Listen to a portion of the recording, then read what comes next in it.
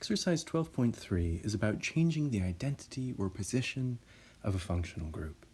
And you'll see that the unifying concept here is that you can combine elimination and addition reactions to either change what is on a molecule or change where something is on a molecule. This first one here is a very useful application of that. They're asking you to turn an alkene into an alkyne. Aside from the double bond turning into a triple bond, the number of carbons here is the same. Now, if I were I'm not numbering this to name it, I'm just numbering this to keep track of things. You can see that on this chain we have 4 carbons on each, and in both we have 2 methyl groups on carbon number 2. So really everything about this molecule is the same, except for the fact that the double bond turns in to a triple bond. So the question is, how can you turn a double bond into a triple bond? Okay, and we can do that through successive additions and eliminations. After all, if you ever see a pi bond, there's only one thing you can do with it, an addition reaction. Now, what should you add on? No matter whatever you add, it's not there anymore in the product, but that in itself is a hint of about what to do. Whatever you add on is not there in the product. In other words, whatever you add on has to leave. Whatever you add on has to be a good leaving group. And so the first step in making this transformation happen is to add good leaving groups onto this molecule. So we can add a couple good leaving groups on here.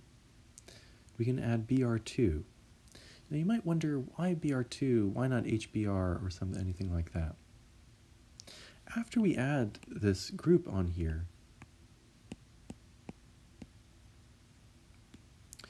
we get rid of the pi bond, and we add on the 2 bromines, and the 2 bromines add anti to each other. So that's the product we would have there, and we need 2 leaving groups. That's the reason why you have to add Br2 and not HBr. We need 2 leaving groups. How do I know? Because we want to create 2 pi bonds, right? This molecule has 1 sigma bond, that's in the orange there, and 2 pi bonds, that's in the purple. So we want to create those 2 pi bonds. We already have the sigma bond. We just want to create the 2 pi bonds. And you create pi bonds by doing an elimination reaction. Now to do an elimination, you want to add a base. And if you want to do 2 successive eliminations, you want to add excess and a really strong base, like sodium amide, NaNH2. And when you do that, this molecule that you have, you'll create an alkyne. You'll create those 2 extra pi bonds. Now, I'll draw it this way first, but I'm going to correct this in just 1 second, because you want this to be linear. So if we take this and we just rotate it so that it's linear, then we have that product. Now the only thing is, this is a base, and so we don't quite get this. This looks exactly like the product we want. We don't quite get that because there's a hydrogen here, and the amide in the sodium amide acts as a base and steals it. And so these electrons go back on there, and what you have at the conclusion of that step is actually a lone pair with a negative charge. That's a crucial difference from what we want, because this is ready to react with something, and this is completely stable. This has a hydrogen there. So we need to get a hydrogen, add a hydrogen there, and we do that by adding water. If you just add H2O, then that carbon with a full negative charge will steal a hydrogen from H2O. And you'll have an OH floating around somewhere in the solution. That's not our issue here. The main thing we need to know is that we have that hydrogen after you do that. So if you add water, you turn this carbon nucleophile that you have on this terminal alkyne into just a stable alkyne. So overall, to make this transformation happen, and this is an important process to remember, because you've learned individual reactions, and now you're learning processes. You're learning how to put those individual reactions together. An important process is anytime you want to turn an alkene into an alkyne, that's the change here. Anytime you want to do that, you first add Br2, that gives you 2 leaving groups to work with. Then you add sodium amide, and specifically excess sodium amide. That gives you this charged terminal alkyne that you just have to stabilize with a proton transfer from water. And so anytime you want to turn an alkene into an alkyne, you can use this recipe here. Addition followed by elimination. And then you just stabilize it with a proton transfer. Okay. We'll use that later on. How about in this next one? What you notice here is you have the same carbon chain. This carbon skeleton is exactly the same, but the bromine changes place. So we're changing the position of a leaving group. Now, we've done reactions like this in the previous chapter. In fact, there are videos on those from the previous chapter, changing the position of a leaving group. And what we're going to do is successive additions and eliminations. So if you look at this individually, you'll see that here we have a bromine, and the bromine is not in that same place anymore. In other words, we have to do an elimination of that bromine. On the other hand, if you look at the other bromine, it appears there and it's not there to begin with. If it starts out not being there and appears, that means what you're going to have to do is addition. So we're going to have to do both elimination and addition here. The one we do first is elimination, and the sign for that is that you have a leaving group. Oops. We have a leaving group, and so you can do elimination. Elimination just requires a base and a leaving group. Addition requires a pi bond, and we don't have a pi bond here. So we're going to do the elimination first. Now for elimination, all we have to do is add a base, and here, the carbon that has the leaving group on it is the alpha carbon. The carbon next door to it is the beta carbon. Notice there's only one beta carbon. So no matter what base you use, you will form a pi bond toward that beta carbon. So, and just to quickly draw this mechanism out, let's say we use something like sodium methoxide. It could be sodium hydroxide, sodium methoxide, sodium ethoxide. Remember, this is an ethyl group, that's the ET, and you'd have a negative charge on that oxygen. So that's the OET here, and the sodium is somewhere in the solution. As a crystal, it stabilizes that positive charge, but that's sodium ethoxide, and the ethoxide can steal that beta hydrogen. The electrons can go toward the leaving group and kick the leaving group off. So that what happens is you end up without this leaving group here, and you have a pi bond between what was the alpha and the beta carbon. So you form that pi bond there. So that's what you do if you do that elimination reaction. You get an alkene. So now that we have an alkene, that is the ticket. We can do addition. All you need to do addition is a pi bond. Now what do we want to add?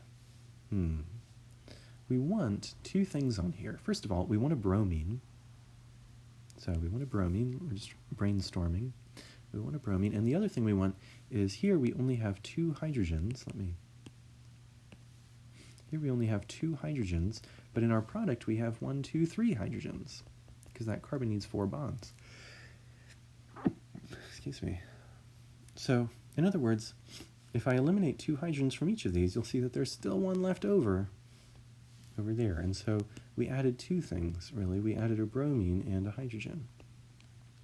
So add a bromine and a hydrogen, that's hydrobromination. It's a type of hydrohalogenation. Now notice where the bromine went and where the hydrogen went. This carbon here is bonded to 1, 2, 3 more carbons, so it is tertiary. This carbon over here is only bonded to 1 carbon, so it is primary. the hydrogen went to the less substituted carbon. That's Markovnikov addition, and so you don't need to put peroxides in here. HBr is enough.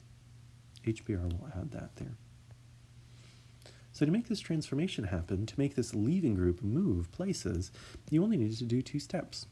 First, you'd use a base, like sodium ethoxide, and actually, let me write this in a little smaller. And it's crucial that you use these numbers, sodium ethoxide, so make sure you put like 1 here as 1 step, and then in the second step, you would add HBr. And the reason why, you could see, this is a base, this is an acid. If you mix those together in the same pot, then they'll just react with each other and neutralize each other. They won't react with your carbon compound. And so you want to make sure, it's really crucial that you put those numbers in there to say that you're adding these to the carbon molecule separately. But in succession, those 2 steps would make this transformation happen. Okay, how about C?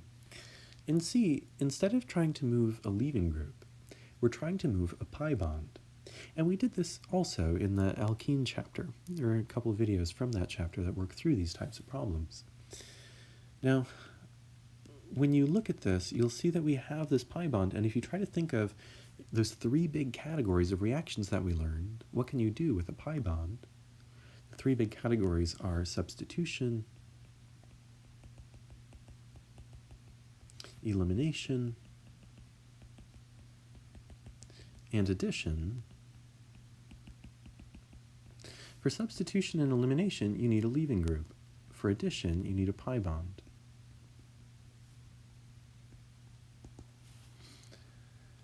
And so here we have the only one that has, there's no leaving group on here. We don't have any molecule that would be stable if it came off. So we're not going to do substitution or elimination. Instead, we're going to do addition because we have this pi bond. The question is, what should we add? Should it be an OH? Should it be a halogen? Whatever we add, we don't see it over here. But again, that's a hint at what you should do. If you need to add something and it isn't there in the final product, then you also have to eliminate it. You need to add something that can leave the molecule easily. You need to add a good leaving group. So what leaving group do we want to add? Well, you don't want to add Br2, even though that's what we did before. Because Br2, if you add Br2, if you add Br2, one of the pi bonds would go away, so far so good, but you'd have 2 bromines here. And you would need to eliminate them both because there are no bromines in your final product. So that gives you extra work to do. Really, you want to add Br2 if you want to do 2 successive eliminations, and you would do that if you wanted to make an alkyne. But we don't see an alkyne with a triple bond in our product. So it would actually make our lives easier if instead of adding Br2, we added HBr. Because if we add HBr, that would be Markovnikov addition. The hydrogen would add to the less substituted carbon, that's this primary carbon here, and the bromine would add to the more substituted carbon, that's that tertiary carbon there. And so we would get this product. Now we know we're going in the right direction because we want to move the reactive part of the molecule in this way, in that direction. And we want the bromine to go in that direction toward where the other pi bond is going to form. So you wouldn't want to do anti-Markovnikov addition. You want the bromine to be as close as possible to the reactive part of the molecule that you want to form. I'm going to erase this hydrogen. And if we look at this molecule and we compare it with the final product, you'll notice that this has a bromine and this does not. Also, there is no pi bond here and one is formed. Both of those features suggest an elimination. So we have a leaving group and we form a pi bond. Both of those suggest an elimination. Now, the leaving group is on, the carbon that has the leaving group on it is the alpha carbon, and every carbon bonded to that is a beta carbon. So we have 3 beta carbons here, and each of them have hydrogens.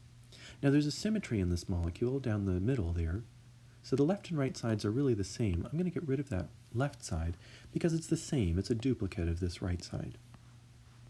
All you have to do is flip this over like a pancake, and this side turns into that side. So really we have two different beta carbons here, and you could form a pi bond toward either one of them.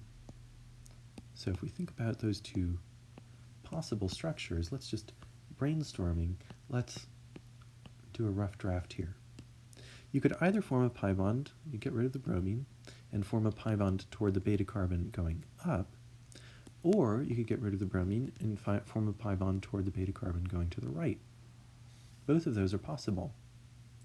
Now if you look at this alkene, you will see that the carbons in the double bond are bonded to 1,2 carbon chains, so that is di-substituted.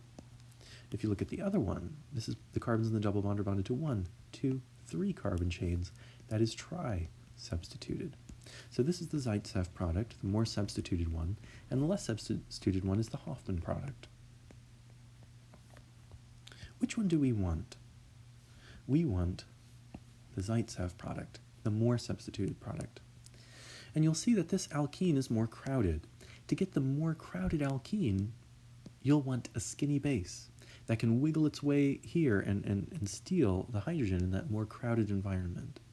So a skinny base would be something like sodium hydroxide, sodium methoxide, or sodium ethoxide. You'd only have to add one of those. You wouldn't add all three. If you wanted the Hofmann product, you would have added a bulky base like potassium tert-butoxide. But here we wanted the Zaitsev product. So with a series of additions and eliminations, we were able to change the position of a pi bond. All we had to do was add HBr, that was Markovnikov addition of hydrogen and bromine. So the bromine walked toward the pi bond that we wanted to form, and then we eliminated it using a skinny base so that we got the Zaitsev product. And that is a possible synthesis for that transformation. Okay, let's try D. D looks really similar, except we don't have any pi bonds in our starting material. Now, at first glance, that might be a little disconcerting. I mean, after all, if you think about the three big categories that we learned this semester, you either need a leaving group or a pi bond, and we don't have either of those on this molecule. But anytime you have an alkane, there are only two things that you can do with it. And that is kind of liberating, because when you have fewer choices, you don't have to think so much about what you have to do. You just do the thing that you have to do. When you have an alkane, you don't have a lot of choices. There's only one useful reaction you can do, and that is a radical reaction. You can take bromine and H-nu, or you could use NBS, N-bromosuccinimide. So either of these and H-nu. H-nu is light. The H is Planck's constant, and the nu, that V-looking thing, is the Greek letter nu. That stands for frequency, how frequently the light is hitting you, which represents how energetic it is. So if you do a radical reaction here, you'll end up adding a bromine onto the more substituted carbon, the most substituted carbon in that molecule. So that would be the tertiary carbon here. So that's an important thing to remember. If you ever have an alkane, a hydrocarbon, with nothing on it, do a radical reaction. Add a bromine onto the most substituted carbon. And once we have that, we could see the connection to our product. We have a bromine, and we don't have a bromine, so we get rid of it. We don't have a pi bond, and we form a pi bond. Both of those features suggests an elimination reaction. And we could go through a similar, so both of those features, the fact that something comes off the molecule, and the fact that a pi bond is formed. Both of those suggest an elimination reaction. Now, the carbon that has the leaving group on it is the alpha carbon, and every carbon bonded to that is the beta carbon. There's a symmetry here, just like in the last molecule, so the left and right sides represent each other. So I'm only going to look at the right side, and you could see that you could form two possible alkenes here. you could eliminate the bromine and form an alkene toward the beta carbon going above. Or you could eliminate the bromine and form a pi bond to the beta carbon to the right. If you look at these, on the left, the carbons in the double bond are bonded to 1, 2 carbon chains, so that's di-substituted. On the right, the carbons in the double bonds are bonded to 1, 2, 3 carbon chains, so that would be tri-substituted. The more substituted alkene is the Zaitsev product. The less substituted alkene is the Hofmann product. Here we want the Zaitsev product. So to get the Zaitsev product, the more crowded alkene, you use the skinnier base. The skinny base will be able to weave its way toward the hydrogen in that more crowded environment, steal it. These electrons will go to form the bond and kick the leaving group off. So we want the Zaitsev product. We had a skinny base. Skinny bases are things like sodium hydroxide or sodium methoxide or sodium ethoxide. So to make this transformation happen, to go from an alkane to an alkene, all you need is 2 steps. First, I'm going to use N-bromosuccinimide in light. You do a radical reaction. And second, you eliminate that. Now here we wanted the Zaitsev product, so we eliminated it with a skinny base. But you could just as well get the Hofmann product if you wanted it by using a bulky base, like potassium tert butoxide. So this is a possible synthesis to make this transformation happen. Okay, how about E? Now with E, you'll see that the carbon chain is really the same. You have the 6-membered ring, the cyclohexane, with 2 carbons, or an ethyl group, coming off of it. The difference between these 2 molecules is where the OH is. The OH changes places. So if you look at where the OH starts out, it's not on that carbon. The first carbon of the ethyl group, it's not there anymore. In other words, you have to remove it from that position. That's an elimination reaction. Then, on the cyclohexane ring, we don't have an OH, and then it suddenly appears. So that is going to be an addition reaction. Now we have to do the elimination first, because we don't have a pi bond, and you need a pi bond in order to do any additions. So we have to do the elimination.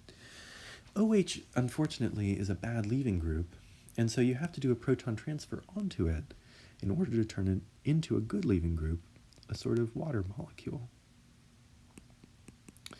And you can do that from an acid. A strong acid will turn this into a good leaving group.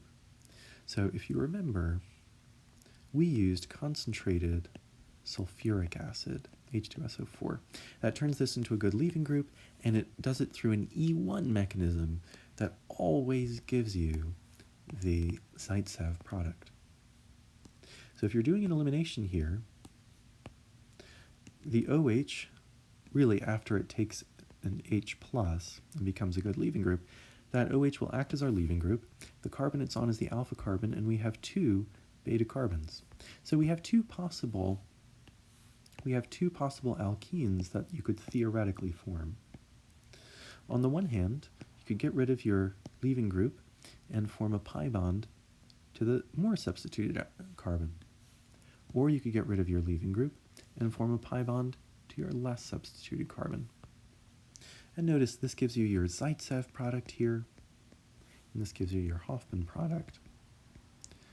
Luckily for us, this E1 reaction always gives you the Zaitsev product, which is the one we want. And the reason we know that is because we want the reactive part of the molecule to be on this ring. So we want to walk the electrons in that direction. We don't want to walk the electrons, the reactive part of the molecule, away from that carbon. So we want the Zaitsev product, and that's what we get with this concentrated sulfuric acid. Now once we have that, we have one thing left to do. That is the addition.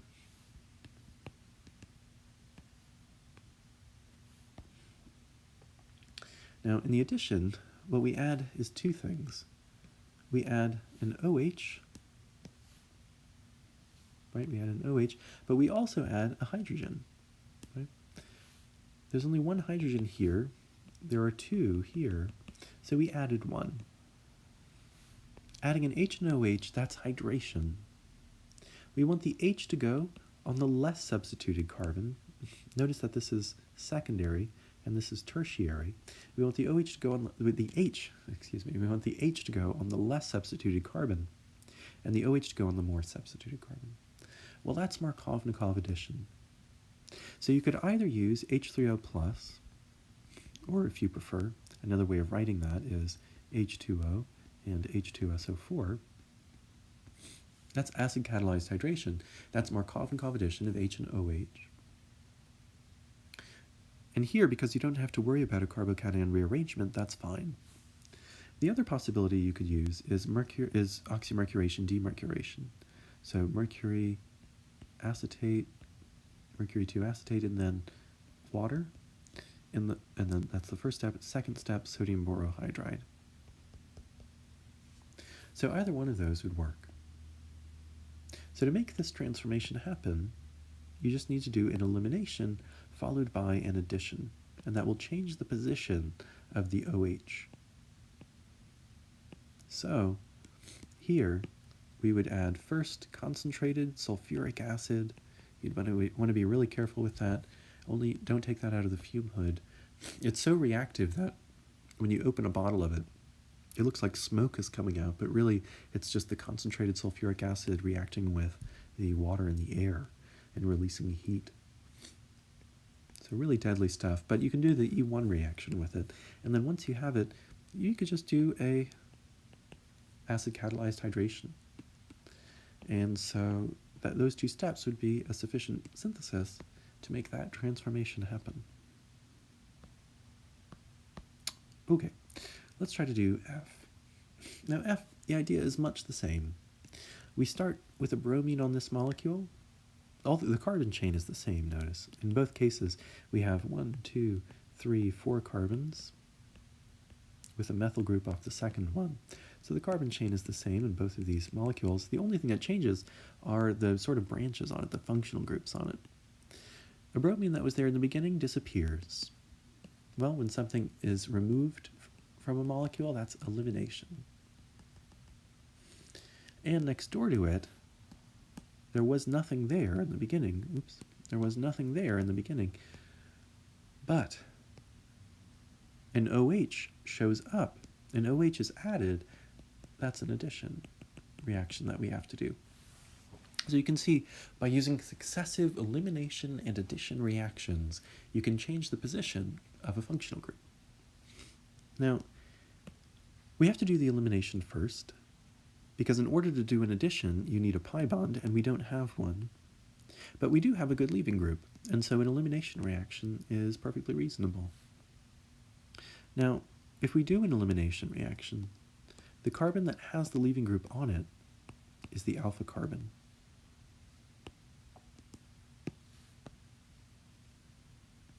And each of the carbons next to it on either side would be beta carbons. Notice that we have 2 here, and the molecule is not symmetrical. So there are 2 possible alkenes, 2 possible elimination products that we could form. On the one hand, the bromine could leave, and we could form a pi bond to the beta carbon on the left. On the other hand, the bromine could leave, and we could form a pi bond to the beta carbon on the right. Now notice, this on the left, this is tri-substituted. On the right, this is only mono-substituted. And so the more substituted one is the Zaitsev product, the less substituted one is the Hofmann product. Here, we want to walk the electrons to the left, because that's where the reactive part of the molecule is in our product. So we want the electrons, the pi bond, to form to the left. In other words, we want the more substituted Zaitsev product. And to get that, we would add a skinny base. A skinny base will be able to weave in toward this really crowded carbon, steal a hydrogen from it, and form the bond. So we would either add sodium hydroxide, or sodium methoxide, or sodium ethoxide. Any one of those. You'd only add one. Now, we're getting the Zaitsev product a lot. I just want to emphasize, it could happen just as well that you would need the Hofmann product. Remember that to get the Hofmann product, you use a bulky base like potassium tert-butoxide. But in the specific reaction, that's not the one we want. We want the Zaitsev product, so we use a skinny base. Okay, well, once we have that, we're really close to getting our product. Oops, all we have to do is add that OH on. Now, we're not just adding the OH. There's also a hydrogen that we're adding here. There was a hydrogen there to begin with, there was one, but now there's two, and so we added one. So in other words, we want to add an H and an OH. H and OH. That's a hydration. Notice that the carbon that the hydrogen is on is bonded to 2 other carbons, so it is secondary.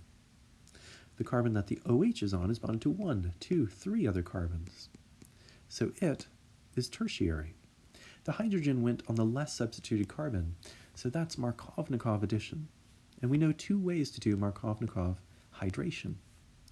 You could just do acid catalyzed hydration, so H3O+, or if you prefer, H2O and H2SO4.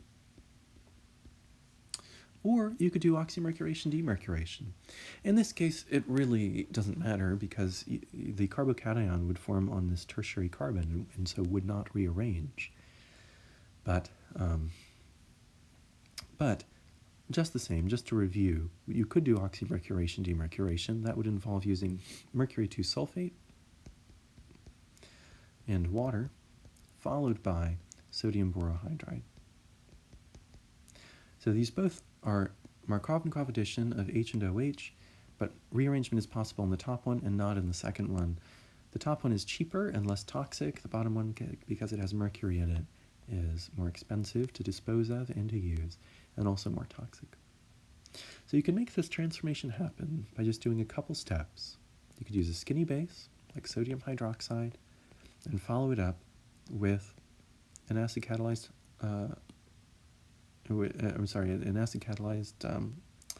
addition of H and OH. So those together would accomplish that transformation. Okay, let's try G. Now what we see here is that the carbon chains are exactly the same. We have a backbone with 4 carbons, right? We have 2 methyl groups on carbon number 2 in both cases. So that's exactly the same. What changes is where groups are here. So we have this OH on that molecule, and then that disappears. That's not there anymore.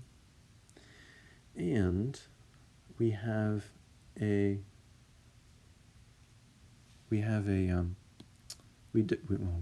bromine in the starting material. We do in the product. Okay, so we have to do 2 things again, just like we did last time.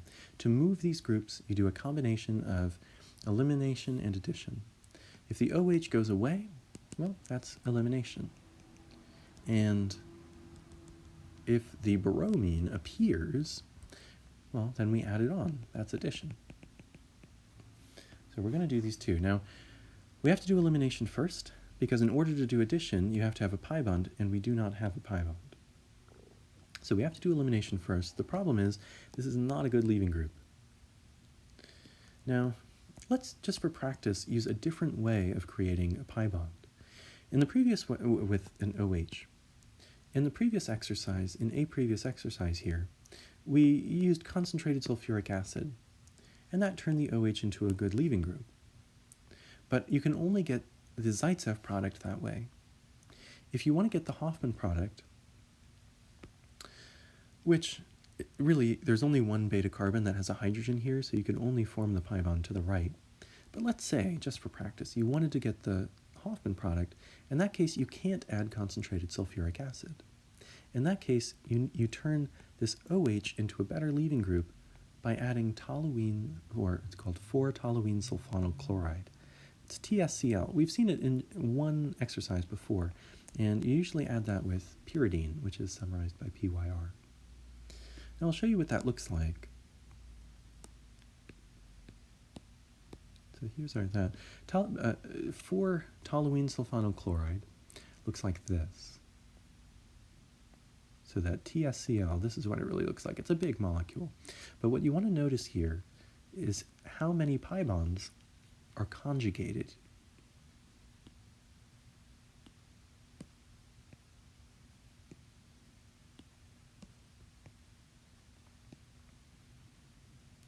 Right?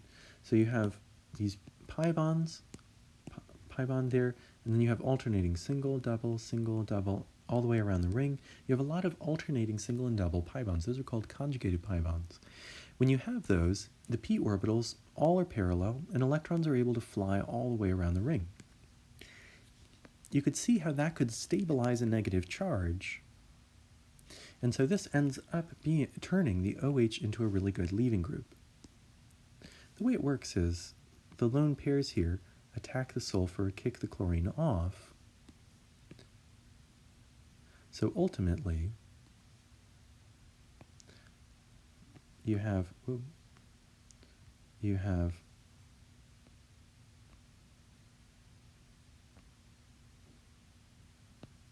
this group attached to your oxygen, and then pyridine, PYR. Pyridine is a lot like benzene. If you remember benzene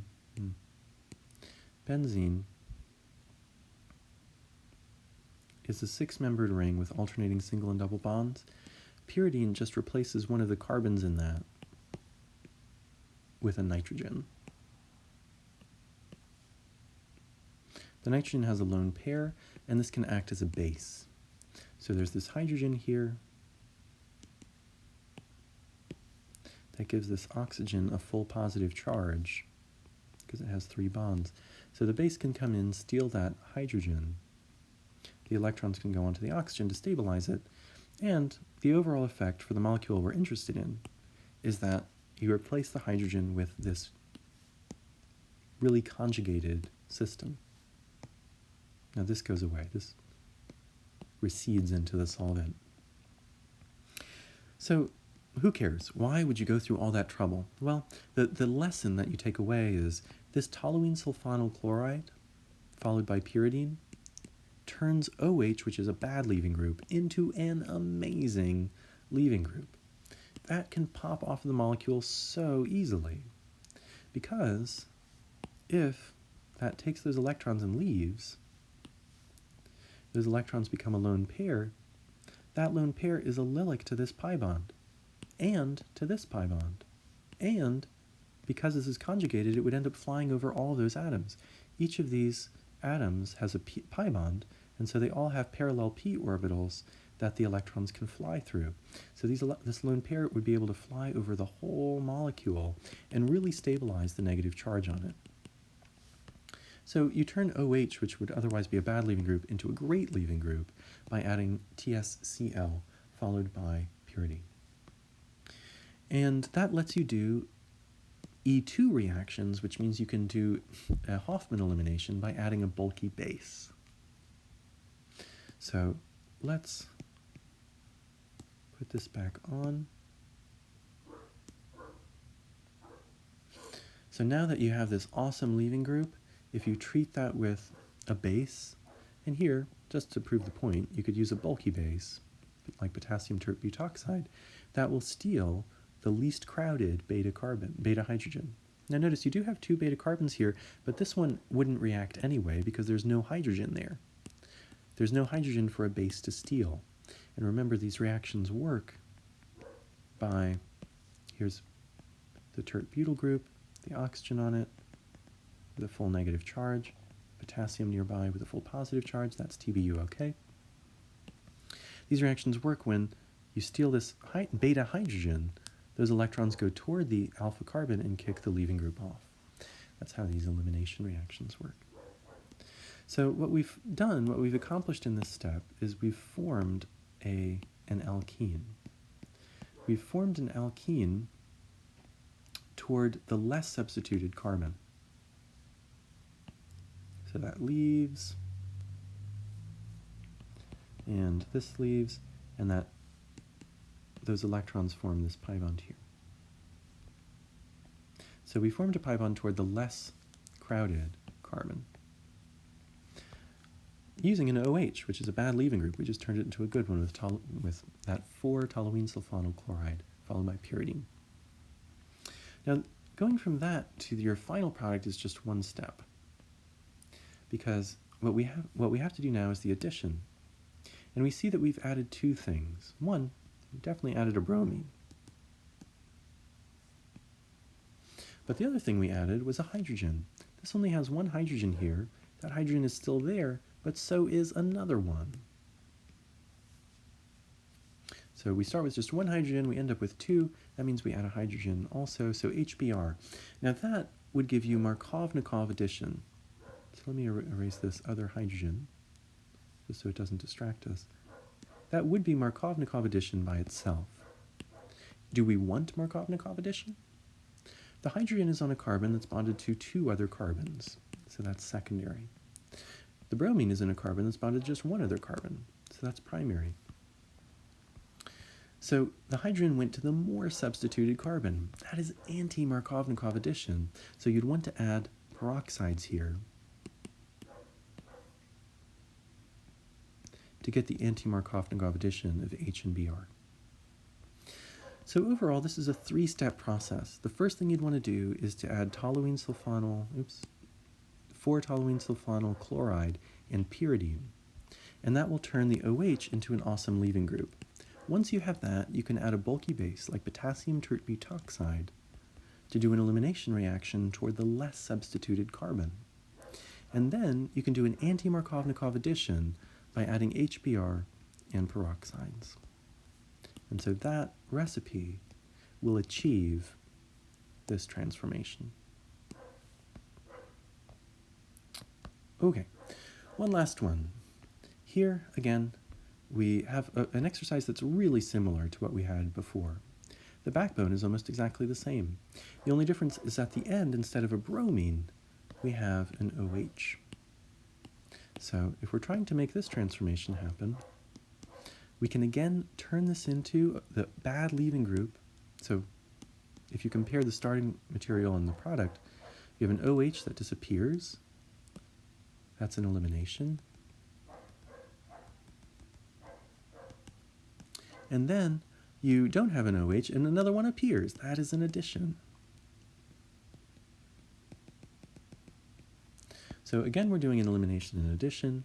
If you're trying to eliminate an OH, that's a bad leaving group. You have to turn it into a good leaving group first. So we just saw you can use 4-toluene sulfonyl chloride and pyridine to turn that into a good leaving group. And another way of writing that, I drew out the whole molecule there, but another way of writing that is OTS. So that's your good leaving group now. Once you have that, you can use a bulky base, just like we did last time, potassium tert-butoxide. That will give you the Hoffman product, just like last time. And the only difference between this exercise and the previous exercise is this last step. In the previous exercise, we wanted a bromine on this end carbon, and here we want an OH. Just like in the previous step, we're going to be adding an H and an OH. After all, there's only one H here, there are two here, so we've added one. So we want to add an H and an OH, but also just like last time, the H went to the more substituted carbon. This is secondary, and this one on the end is primary. So the hydrogen went to the more substituted carbon. That's anti-Markovnikov addition. So how can we do anti-Markovnikov hydration? Add H and OH, anti-Markovnikov. There's only one way. It's hydroboration oxidation. And when you do hydroboration oxidation on an alkene, the first thing you would do is use BH3 stabilized by tetrahydrofuran, or you could use 9-BBN. And if you were doing this in person, I would recommend that you use 9-BBN, which is a solid, instead of boron, which is a gas. These boron compounds are really toxic, so it's easier to contain a solid than a gas. And then you follow that up with hydrogen peroxide, H2O2, and sodium hydroxide, NaOH. And that would achieve your transformation. So that overall, you would just have to use 4-toluene sulfonyl chloride and pyridine, TSCl and PYR, followed by a bulky base like potassium tert butoxide. That would give you your Hoffman product, and then hydroboration oxidation, which is 2 steps. In the first step, you could use BH3 stabilized by THF, and in the second step, you would use hydrogen peroxide and sodium hydroxide. So that overall, those 4 steps would accomplish this transformation. So what we've seen in this exercise is how to change the position of a functional group. You do it by doing successive additions and eliminations. If you have a functional group on there, you can eliminate it. That creates a pi bond, and then you can do an addition. And you can control where the pi bond forms by using a skinny or a bulky base. And you can control where something adds, either Markovnikov or anti-Markovnikov, depending on what the reaction is. And in that way, you can walk the reactive part of a molecule from one end